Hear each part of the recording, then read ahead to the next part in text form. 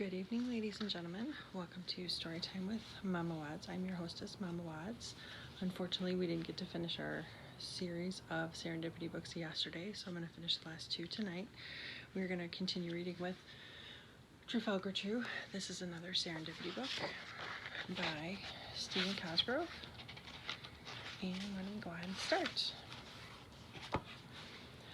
Far, far away, in a time of dreams and make-believe, there was a small, curious country called Curium. Curium wasn't much as countries go: a small forest, a medium-sized meadow, and a twisting crystal stream. What made Curium very special was that right in the middle of the meadow lived the most magnificent winged dragon called Trafalgar True. Trafalgar didn't do much from one day to the next. He would sit and quietly watch the world go round. Trafalgar loved every living thing, and watching to him was the same as doing. That's Trafalgar.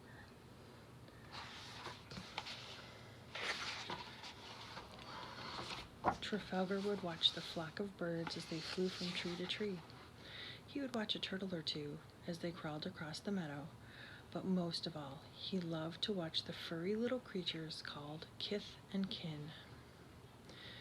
There was very little difference between a kith and a kin. They both had long, bushy tails and big brown eyes. In fact, the only difference was that kith's fur was black, with a long white stripe down the middle, while the kin's fur was white with a black stripe down the middle.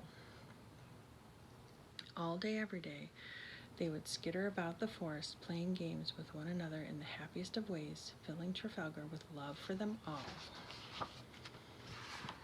So that's the kith and the kin. Everyone would have been happy to this very day if early one morning a piece of the sun had not fallen from the sky and landed right in the middle of Trafalgar's meadow. When the dust had settled, Trafalgar saw the most beautiful sunstone he had ever seen. The morning light danced and glittered from the stone, making everything seem a little brighter. Oh, sorry, wrong page. There's the sunstone. Let's try this.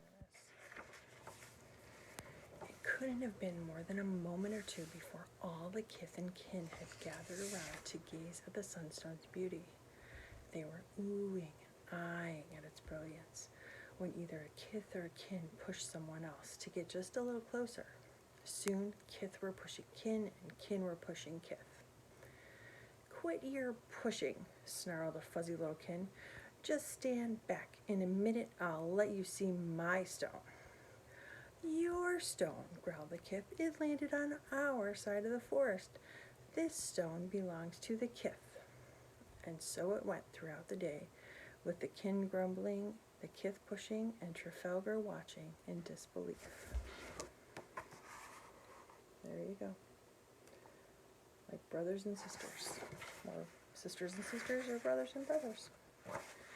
The next day was the same, if not a little worse, as the kith and kin tossed insult after insult at one another.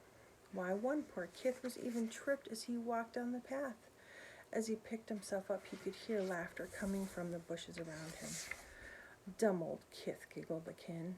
"They think the sunstone belongs to them, when we all know it belongs to us." Then, laughing and chuckling, off they scampered back to the meadow.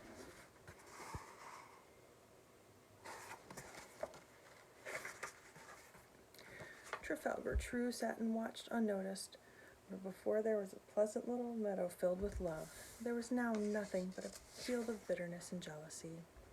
So saddened by this turn of events that large silver tears began to glide gracefully over his snoot and fall softly to the ground. Poor Trafalgar. He's very sad. It wasn't that the kith hated the kin, or that the kin hated the kith. It was just that each wanted to own the brilliance of the sunstone, and neither knew how to share. All day long there was pushing and shoving as they tried to be closest to the brilliant stone. The kith became so frustrated that later that very same day they threw a vine over the stone and tried to drag it away. The kith, not to be outdone, through a vine from the other side, and the two silly groups pulled and tugged for nearly 3 hours before they all collapsed. Too pooped to pop.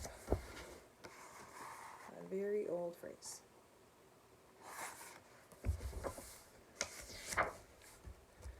In fact, they were so tired from all that pushing and pulling that they fell fast asleep right there in the meadow. All that is, save for one, a babykin who stood there before the stone and softly cried, "I hate you, Sunstone. You're so pretty, but all you have brought us is sadness. I wish you would go back to the sun." No one heard the child except for the stone and the silent figure who watched from beneath the tree. You guessed it, Trafalgar True. Very cute, but very sad.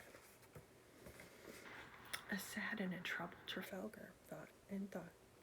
Throughout the night, just before dawn, he knew what he had to do.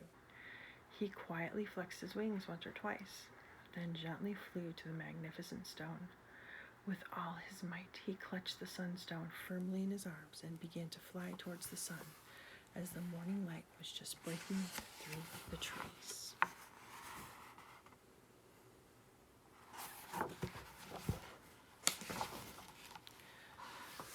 The morning air was filled with soft sighs as the kith and kin woke from their sleep and gently rubbed their eyes. Suddenly someone shouted, "It's gone! The kith stole the sunstone!" "No," cried the kith. "It was the kin." With that, they began shoving and shouting, and a kin even pulled a kith's tail. There would have been a terrible fight if it had not been for someone who looked up and saw Trafalgar high in the sky. "Look, it's Trafalgar True, and he's got the stone." Pretty strong.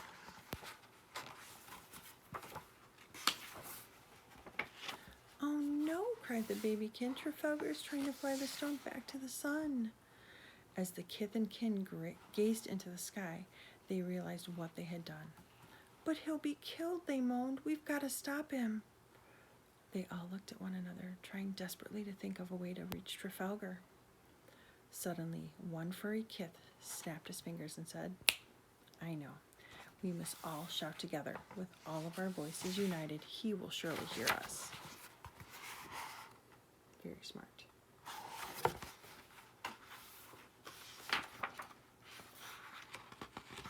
Together they formed a circle, and while holding hands began to shout, "Trafalgar, Trafalgar, Trafalgar."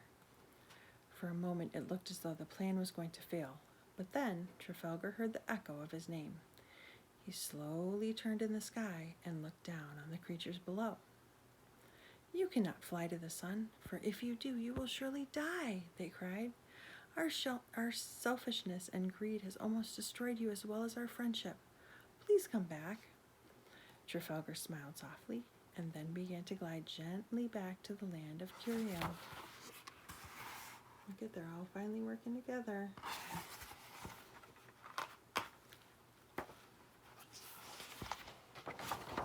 Pages are all stuck together. Okay.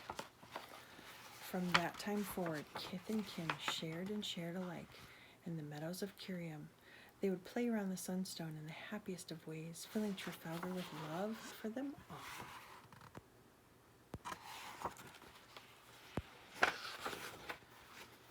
So, when it comes to sharing with kith and kin, or you, remember what you're sharing is the love of Trafalgar True.